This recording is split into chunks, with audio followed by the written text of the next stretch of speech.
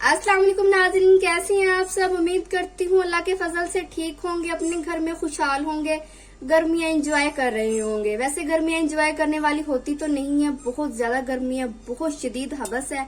हबस के दिनों में सालन खाने का दिल ही नहीं करता, सालन की वजह से फिर खाना ही नहीं खाया जाता। इसलिए अक्सर घरों में चटनी बनाई जाती है, चटनी के साथ रायता बनाया जाता है। आज भी मैं आपके लिए हरी चटनी का रायता लेकर आई हूँ, आपको पसंद आएगा। मेरे ससुर जी ये घर में जरूर बनवाते हैं, क्योंकि गर्मी के मौसम में सही बात है खाना खाया नहीं जाता। तो चलिए आए स्टार्ट करते हैं। हरा धनिया डाल रही हूँ, थोड़ा ही हरा धनिया लिया है, चटनी मैं थोड़ी बनाऊंगी। डेली की ताजी चटनी बनाया करें। 2 हरी मिर्च ली है मैंने, चलिए अब मैं इनको कूट लूंगी। वैसे तो चटनी को हम ग्राइंडर में भी ग्राइंड कर सकते हैं, लेकिन जो कूटी हुई चटनी होती है उसका अलग ही मजा होता है। अच्छे से पेस्ट बना लूंगी।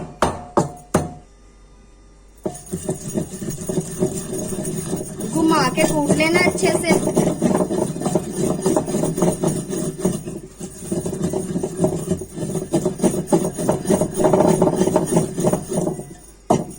गांव में तो अक्सर चटनी से ही खाना खाया जाता है।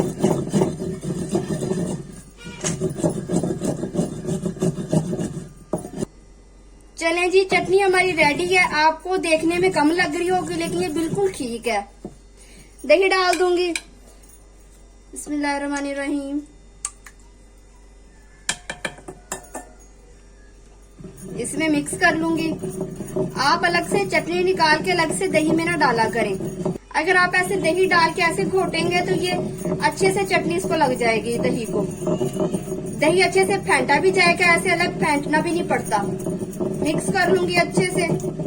इसी पॉइंट पर मैं अब कुछ मसाले ऐड करूंगी। टेस्ट के हिसाब से नमक ऐड कर रही हूँ, जीरा, काली मिर्च, मिक्स कर लूंगी इनको।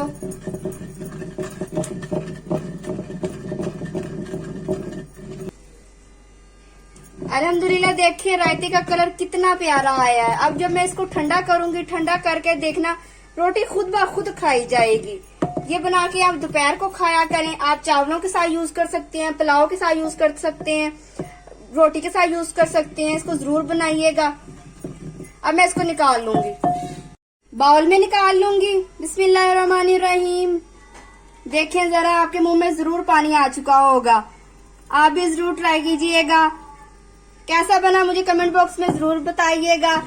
मेरी वीडियो अगर अच्छी लग रही है तो लाइक, कमेंट, शेयर और मेरे चैनल को सब्सक्राइब करना मत भूलिएगा। अपना बहुत सा ख्याल रखिएगा, दुआओं में याद रखिएगा।